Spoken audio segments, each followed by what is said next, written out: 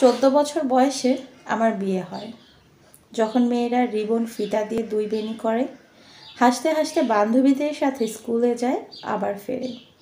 আমার জীবনও সেরকম হাসি আনন্দে রঙিন কল্পনায় কাটছিল। একদিন স্কুল থেকে ফিরে শুনি আমার বিয়ে।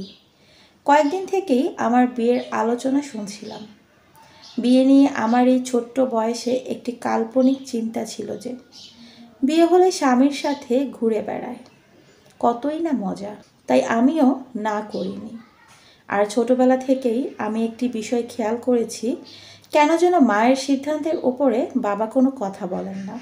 এই রহস্য আমি বাবার মৃত্যু পর্যন্ত বুঝে উঠতে পারিনি।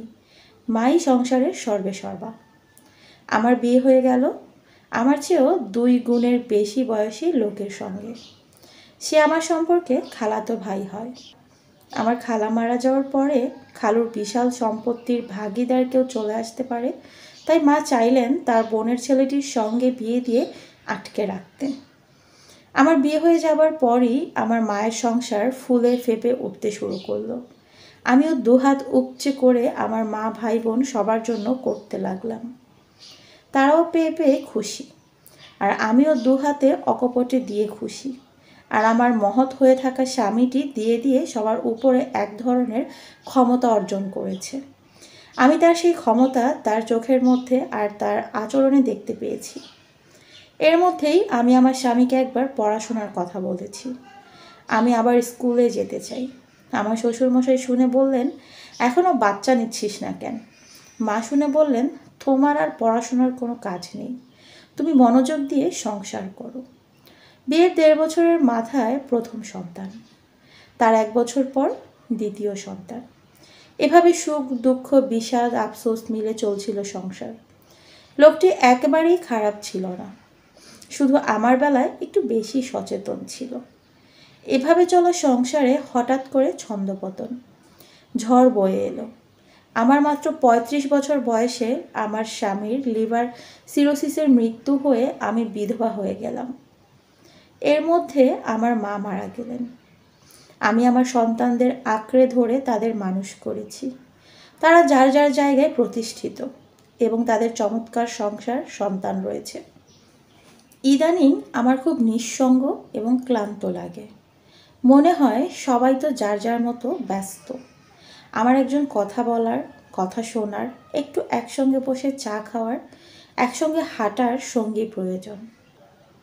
সত্যি কথা কি, আমি আমার স্বামীর থেকে কোনো দিন রোমান্টিকতা পাইনি, প্রেম কি বুঝিনি। আমার একজন নিঃসঙ্গ বিপত্নিক লোকের সঙ্গে সখ্যতা হয় এবং তিনিও আমাকে জীবনসঙ্গী হিসেবে চাইছেন। আমাদের মানসিক প্রেম হয়েছে। আমরা একজন আরেকজনের কথা ভাবি। বিকেলে হাঁটতে গিয়ে দেখা হলে ভালো লাগে। পরের দিন বিকেলে হাঁটতে যাওয়ার জন্য আবার অপেক্ষায় থাকি। ভেবেছি ছেলেমেয়ের সঙ্গে বিষয়টি নিয়ে আলোচনা করব। সবাই তো ম্যাচিউরড। ছেলেমেয়ের সঙ্গে আলোচনা করতেই তারা তেলের উপর বেগুন পড়ার মতো ধাই করে জ্বলে উঠল। মা, তোমার কি মাথাটাই খারাপ হয়ে গেছে নাকি এই বয়সে? বয়স আর আমার কত হবে? আমার একজন সঙ্গীর প্রয়োজন। তোমরা তো খুব ব্যস্ত থাকো। তবুও মা, সমাজ কি বলবে, লোকে কি বলবে, তোমার বৌমা শুনলেই বা কি বলবে? ছি ছি, শ্বশুরবাড়িতে আমি মুখ দেখাবো কেমন করে? না না মা, এ হয় না। মেয়েও বলল, তুমি একটা কথা বললে মা, এই বুড়ো বয়সে তোমার কিসের অভাব? আমরা তো রয়েছি। তাছাড়া শ্বশুরবাড়িতে আমারও মুখ থাকবে না, তোমার জামাইও আমায় কথা শোনাবে। তুমি এসব চিন্তা মাথা থেকে বাদ দাও তো। কদিন ধরে রাগ করে ছেলে মেয়ে আসছে না, আবার ঠিক হয়ে গেছে। হায় রে সমাজ! এ সমাজের নিয়মগুলো কাদের তৈরি, কাদের স্বার্থ রক্ষায়?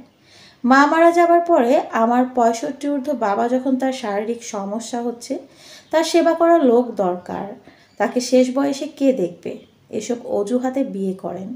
তখন সমাজ বরং ইন্ধন যোগায়। আমি বিধবা, আমার চুল আঁচড়ালে দোষ, পরিপাটি থাকলে দোষ, বাইরে গেলে দোষ, সাজলে দোষ, জোরে হাসলে দোষ, মুচকি হাসলে দোষ, ভালো পোশাক পরলে দোষ, সব কিছুতেই দোষ। তবে আমি কি জীবন মৃত্যু অবস্থায় থাকব? মৃত্যুর জন্য অপেক্ষা করব? যাদের জন্য আমি 2 হাত ভরে করেছি তারাও তো আমায় সাথ দেয়নি। আমার সন্তানদের চিন্তা সমাজেরই চাপিয়ে দেওয়া চিন্তা, এর বেশি কিছু না। আমি ওই চিন্তা মাথা থেকে বাদ দিয়েছি। তাতে আমার ছেলে মেয়ে সহ সবাই খুশি। আর ভদ্রলোককে না করে দিয়েছি। আমি আজকাল আর বিকেলে হাঁটতে যাই না, ফোন রিসিভ করি না, কিন্তু আমার মন পড়ে রয় তার প্রতি। সত্যি কথা কি, আমি এই অসময়ে শেষ বিকেলে প্রেমে পড়েছি। কোনোদিন প্রেম বুঝিনি তো, তাই শুধু প্রয়োজন ছিলাম। আমার এই প্রেম অগ্রহণযোগ্য সমাজের কাছে। মেয়ে ফোন করেছে, মা কয়েকদিন এসে আমার বাসায় থাকো না, তোমার নাতনির স্কুল খুলে যাবে, আমিও অফিস করি, বাসায় কাজের মেয়েটিও নেই, আমার মেয়েটাকে একটু সময় দেবে।